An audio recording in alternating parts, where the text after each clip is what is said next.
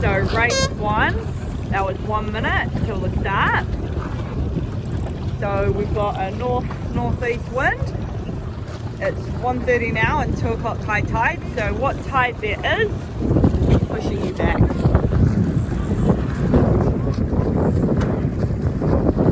So we can see some people have not allowed for the current and have set up quite far back.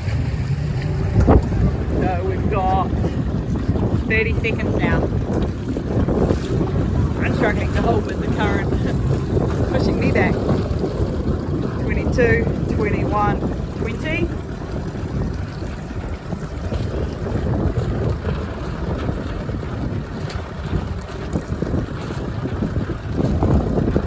So a big difference between those near the line and those not. 5, 4, 3, 2, 1, now.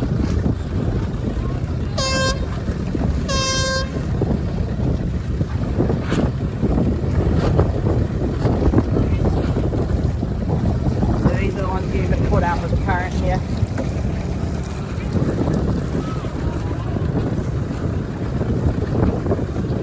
Great little high mode off the pin there. I think it's Bella.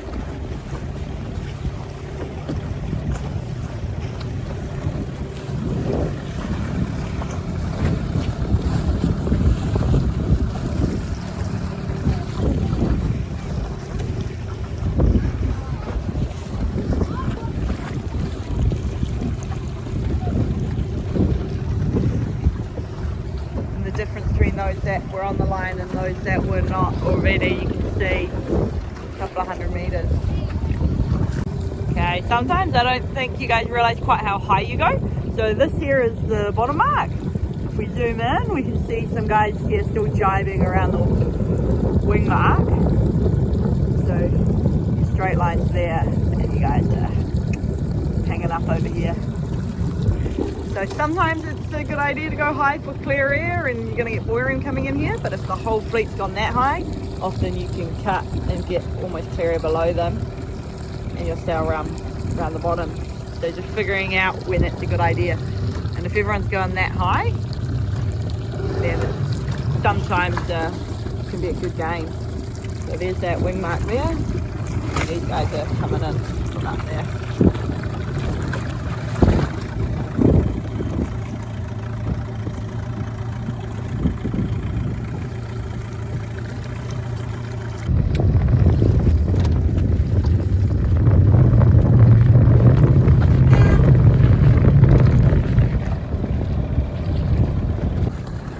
Coming up to 1 minute and 1 minute.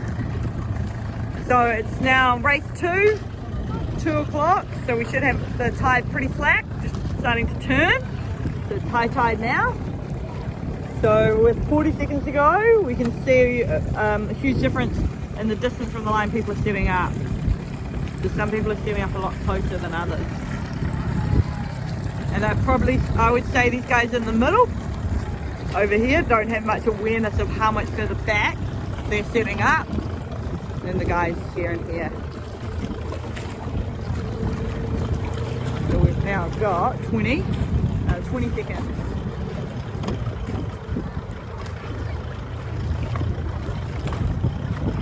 And those guys right at the boat are now starting to creep over. 10.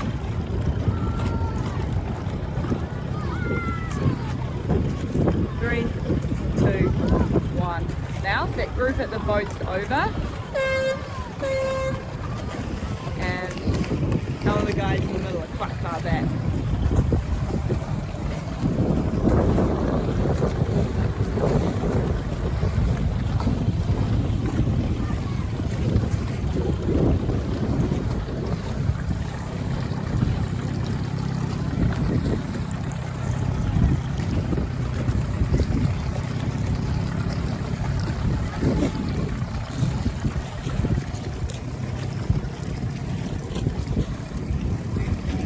So these are some of the guys that were in the middle that thought they were on the line but were actually a bit back.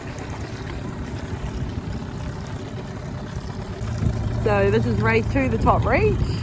So the top mark, this one here. the wing mark. So those that think they're going low are these guys here, but they're still actually sailing a little high. So no one sailed a straight line. So some people need to go high just to keep clear air or clear in the front pack.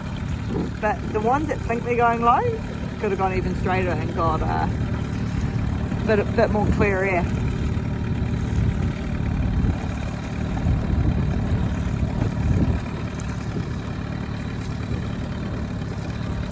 You got that one up there, sounds pretty high.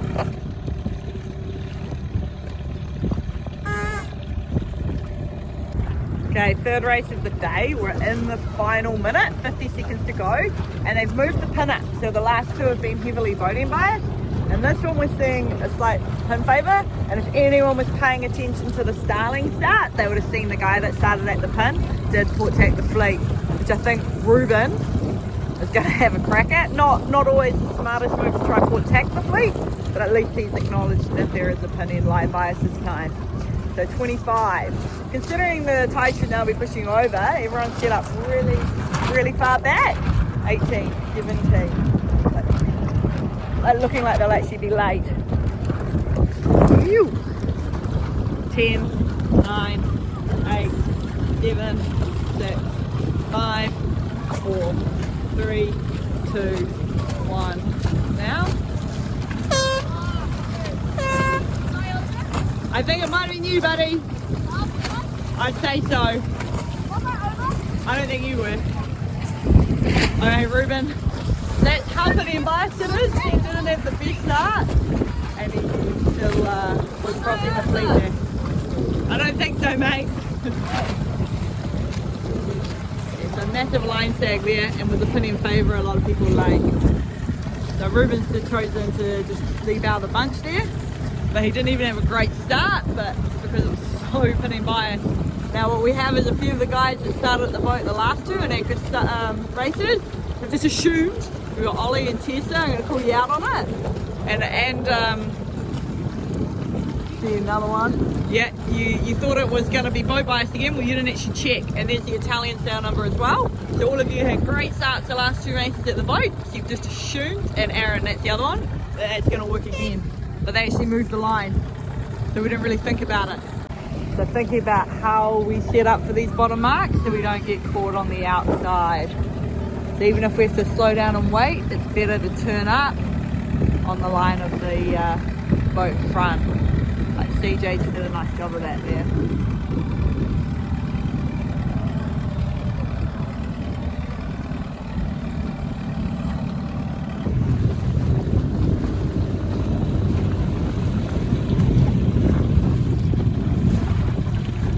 In the first race, can you remember what the line bias was? It was definitely very favoured to the boat. I checked like the third race, and yeah, very boat favoured. And the second race, was there a favoured into the start line? Yeah, I found the boat was still more favoured than pin. And where did you start in the first two races? First races I started boat. And tell me what you did and didn't check in the last race and what happened. I did not check. I didn't check the line bias, and I assumed that the boat end was way favoured. I was very wrong, and I saw about 5 kids port tacking the whole fleet. And were they in front of you at the top mark? Yes. Overall today, did you think it was more of a one-sided course on the upwinds, or did you think it was more about playing your gusts and wind shifts? More about playing gusts and wind shifts. Nice work. Awesome.